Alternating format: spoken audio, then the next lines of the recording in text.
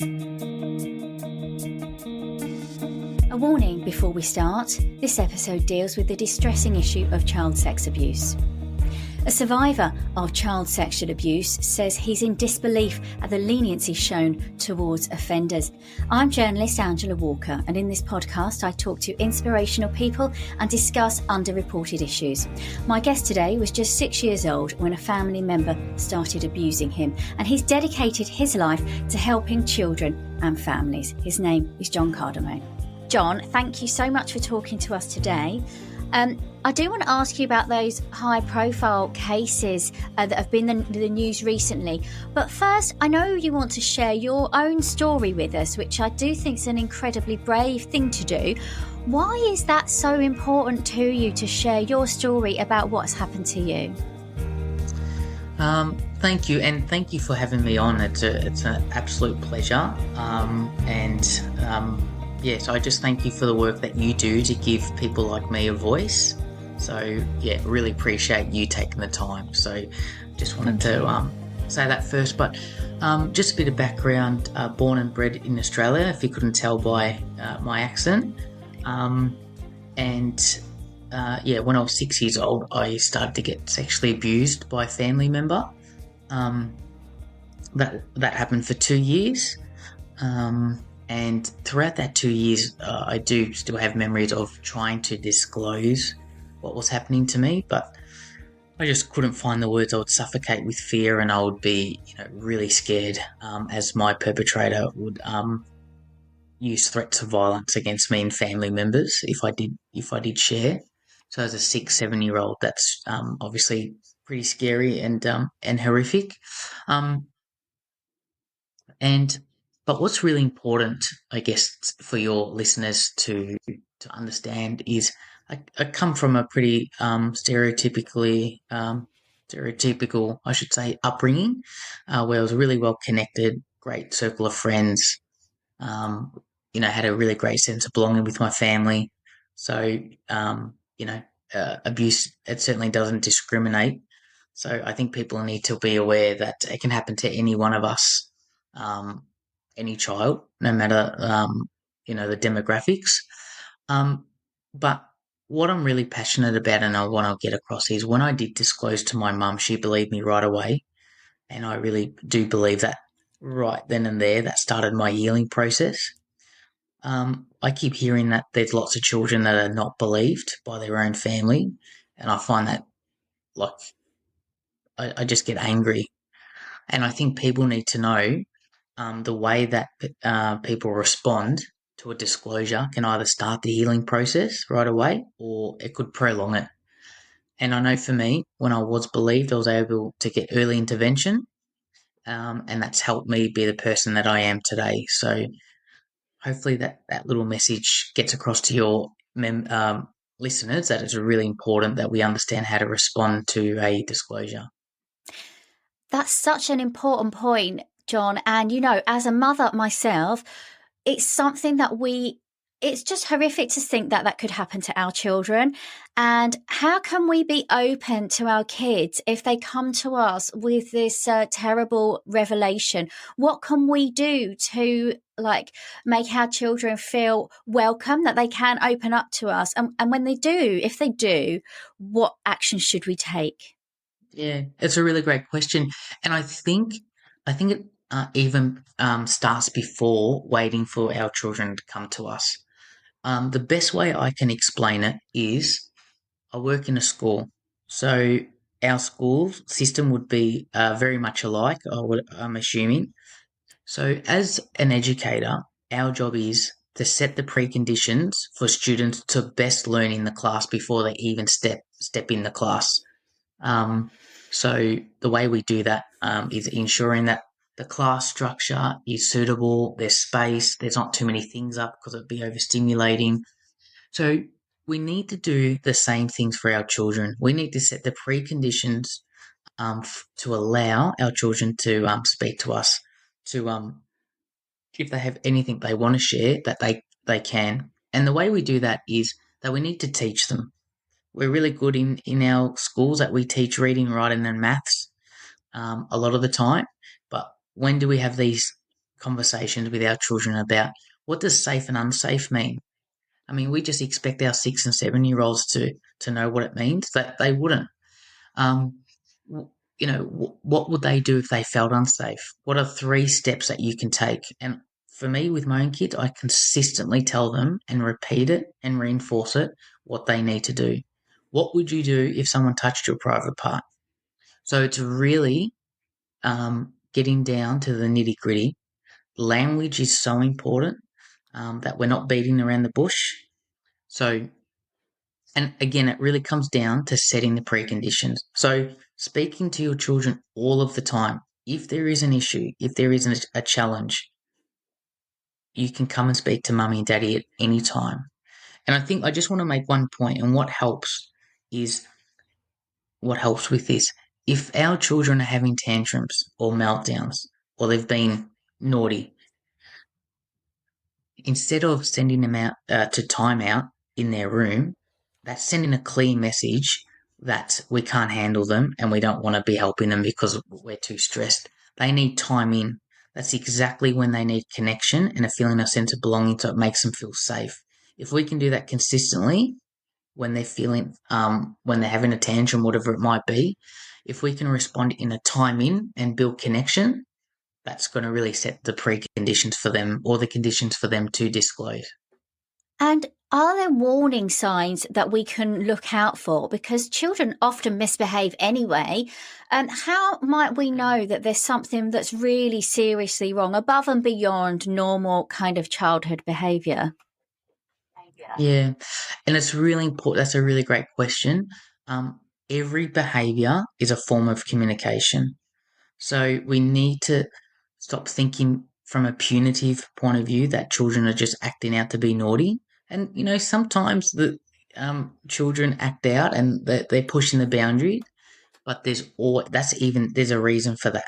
So we need to think beyond on that kids are just being naughty. No, they're trying to tell us something. So for me, I had changing behaviour. So if we can shift from challenging to changing, so it started to change over time. So some things it was very unnatural for me to be aggressive. So I started to get aggressive and started hitting. So that was a change in behavior. I started to withdraw and I started to isolate. So not wanting to be around my friends when I was a very active and popular young boy. So there were major warning signs that my behavior was totally different. I would have regular meltdowns and tantrums. I would show some signs, and I've spoken to my mum about this, but now that she looks back, I was displaying behaviours such as when I was in the car, I would always look behind me constantly. So that's not normal behaviour. That's not even challenging behaviour. That's really unusual behaviour that I kept looking behind me. And my mum, I remember, kept asking, "What are you doing, John?" And I obviously didn't answer. But so it's really looking out for those changing behaviours that seem unusual. So yes, children display challenging behaviours, and that's normal because we want our children to push the boundaries, negotiate. That's part of them developing. But it's really when we see unusual and changing behaviour, but also any withdrawal or isolation. And I like to highlight that because when that comes into play, there's lots of evidence to say that's when mental health conditions and issues and challenges can really ramp up quite quickly. When people, even adults, when we start to isolate and withdraw. So those are the things that I would be looking for, apart from the obvious of physical abuse of bruising and that sort of thing. But yeah, those are the under the water signs to see, if you like. So, John, you said that when you told your mum what was going on, she believed you straight away, and that really was instrumental in your healing process. What did your mum do when you told her what was going on? So my mum was really calm. So that's the number one key, is to be calm, especially for children. She did not interrupt me. She wasn't angry or shocked. She didn't question me, whether I was lying or whether it was just playing or just swept it under the rug, so to speak. Um, And after she listened to me, she called the police. So, and straight after that, I was pretty much getting early intervention right away.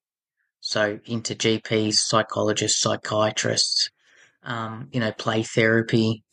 This was in the early 1990s. So um, obviously we've come a long way. We've still got a long way to go. But that early intervention has been like, I can't, it just all comes back to how my mum responded. If she, and there's evidence to say or to show that the way you respond, if you question, don't believe, or you don't acknowledge or validate um, the person that is disclosing, that can actually just do as much harm, if not more, trauma to what's actually happened. So I'm really passionate about um, uh, educating and informing on how to respond to disclosures. So, um, and you know what? I just want to add on to that. My mum's got an Italian background, didn't understand English. You do not need to be a professional to understand how to respond to a disclosure. You just need to be a decent human. You don't even have to be decent. You just need to know how to listen and respond. Yeah. And can I ask, was your abuser held to account? Did they pay a price for what they done? Yeah. They got a slap on the wrist. They, the, three counts, three charges, three counts. They got a correction order. So they avoided jail.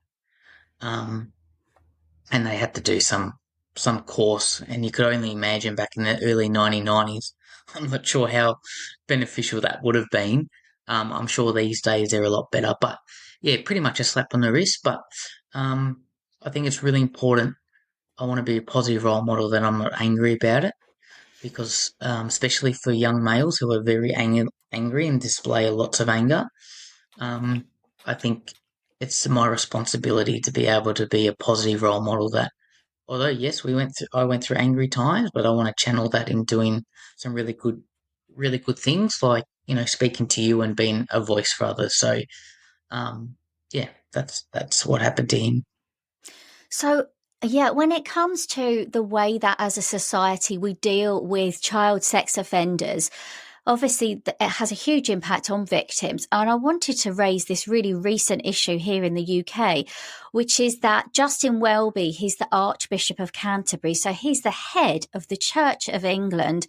He's just recently resigned because a report found that he could and should have reported John Smyth. This man was a prolific abuser connected with the church.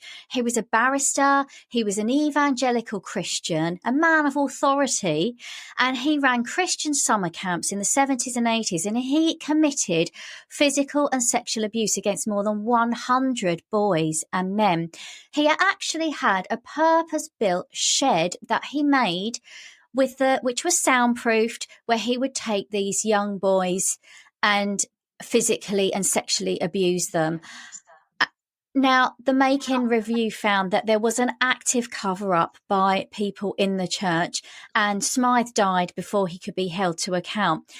And we know from this report that members of the church knew what was going on and they did not report it to the police. And if they had have done, they could have saved many young boys from being abused, because Smythe had the opportunity to leave and he went to another country and he carried on abusing there.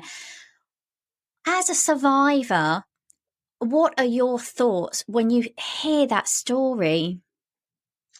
Um, like I was saying, I want to be a really good role model, but and not be angry. But that really angers me, and I think it would anger anyone. Um, and it just goes to show, although we've come a long way as a society, as I was going to say as a nation, but as different continents, I think we're on the same path, and I think we're making way. But it just goes to show we've still got a long way to go.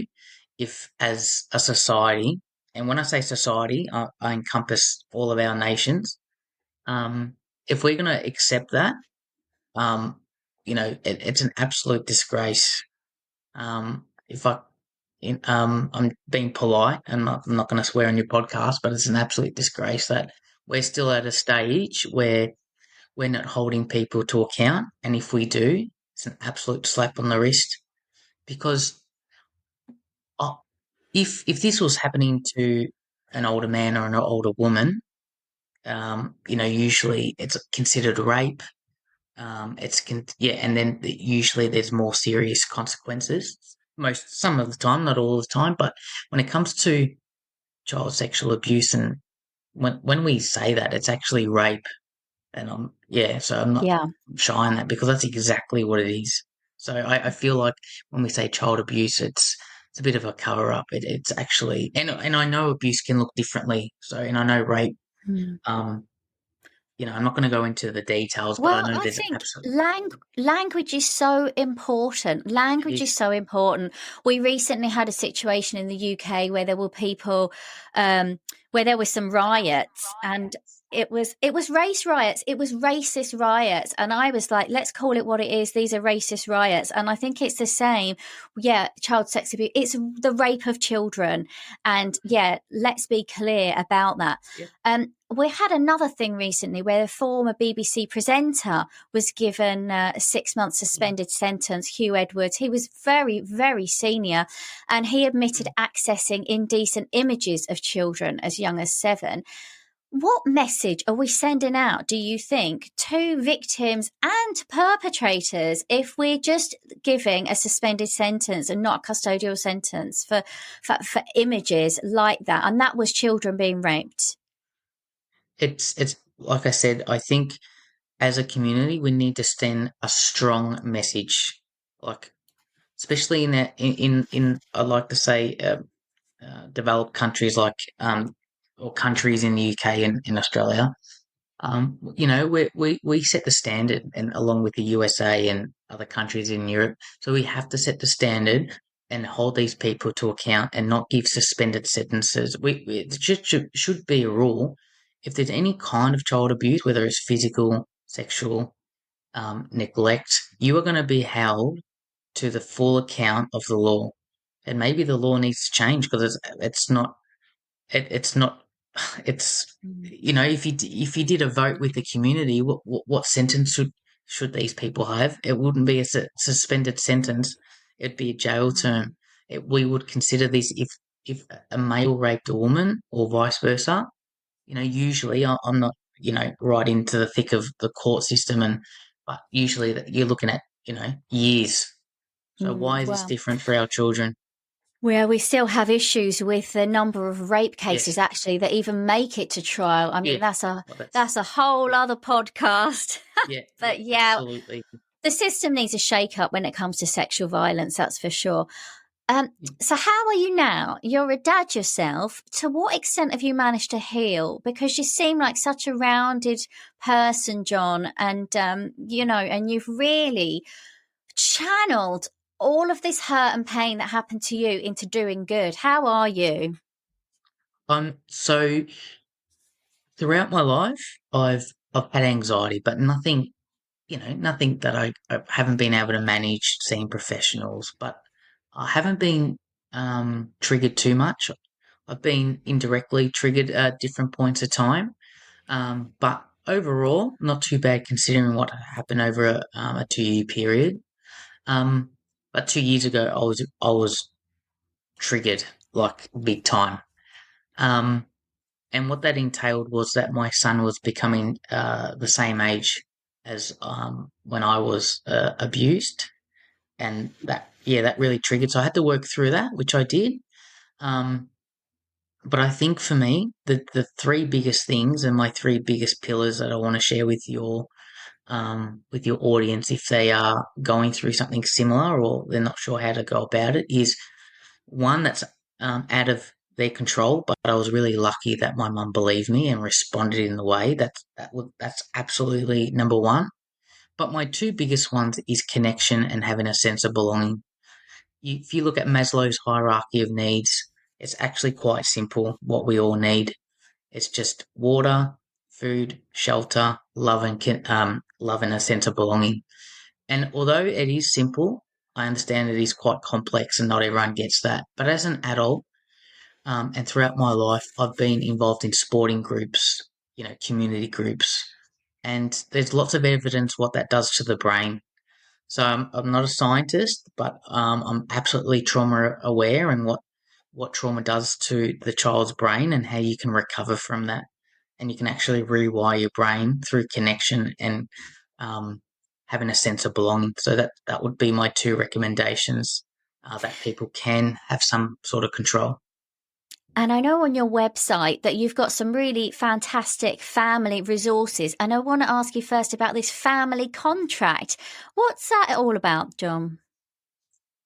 Yeah, so the family contract was actually quite simple for me to conjure up, but it's really about bringing the family together. Um, and we know in this world, and I keep saying it, but I'm UK and Australia, I'm sure very similar in the way families are raised. That there's two working parents, so there's less time with children. And can I just say, children spell love using a different four-letter word. Did you want to have a guess what that four-letter word is? I don't want to have a guess, no. Is it need or Okay. something like that? It's time. Oh, yeah. It's time. Children just want to spend time with us, so it's really important that we invest the time. And it sounds so simple, and I understand that it's a challenge for families, but there's absolutely no excuse. Like, that's just the way I see it. And I know it's harder, but our children deserve the time and not just to be given an iPad to be babysat because we're tired. We're all tired and we're all doing it Mm. tough. We've all been through something, whether it's trauma. So, but, um, but the contract is, um, it's all about empowering children. So when they have a say in what happens within the household, and it's around about building value. So it's not about building rules because that's a negative connotation, but what do we value? So instead of saying rule number one, there's no running in the house. If that's driving you crazy, well, we value being safe in the house by walking. If that's what it is, Mm. we value instead of saying no iPads at the table. You know, we value our family time. So everyone's going to put their phones away and their iPads away. Like really simple sort of stuff. So the contract's about bringing everyone in the household together and coming up with a contract. So what are the five things that we value in our household and what are the expectations? And really asking the children what are and yeah, as young as I've done it with my children and they're 4 and 6, and they're able to articulate because we've set those preconditions for them what that looks Mm. like. And I love obviously, this. I they're love at a this idea. Mm. yeah. I'm going to do And this with my hopefully your kids. listeners, Yeah. Hmm. yeah. And you know what? You don't even have to download my contract. It's really just starting conversations. But I know people need structure and they need prompts. So absolutely go to the website. It's free to download.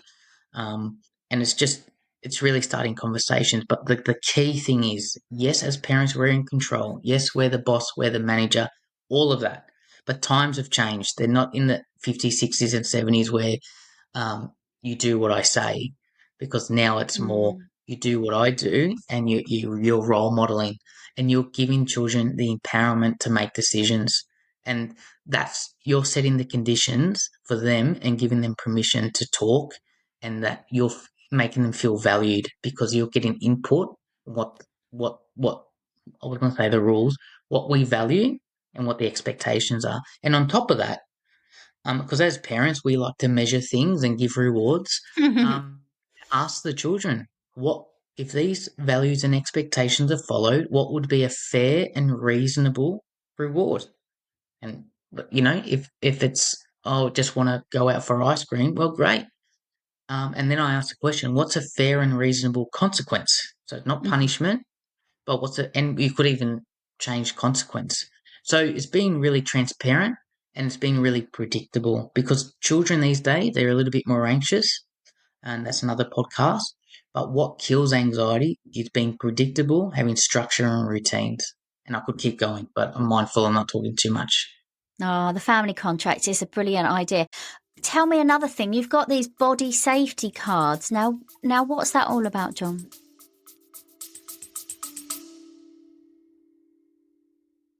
I got my results from a home DNA test. To my complete shock, I found 2 half-sisters I never even knew existed. Turns out, the man I grew up thinking was my dad wasn't my dad at all. So I started a podcast called Missing Pieces in PE Life, and it curates stories of people like me, people who find family secrets, people who were switched at birth. Every episode is like a documentary that helps find the missing pieces.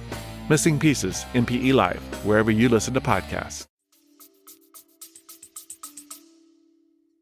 So the body safety cards, I actually today just got my physical sample, and I can race over and get them. They're on the table, but currently on my website I have a digital set that people can download.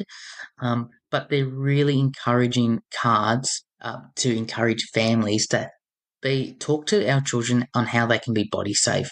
So it's really easy, and it's quite, I was going to say common sense, but I understand if you're not in the education of this, it's not. And I completely understand that. So I really want to make it common sense. I really make it explicit and really easy, and I break it down. So what do you need to do from 0 to 2 years old? And yes, I understand that children at 6 months won't understand what you're saying, but it's about setting in the routines for the parents to start explaining and naming the medical terms of our private body parts. So it just goes through the different age groups and explains to parents very explicitly how to teach them to keep their body safe. I've added sentence starters. So, for example, what does safe mean? That's a really big question for a 5-year-old, let me tell you.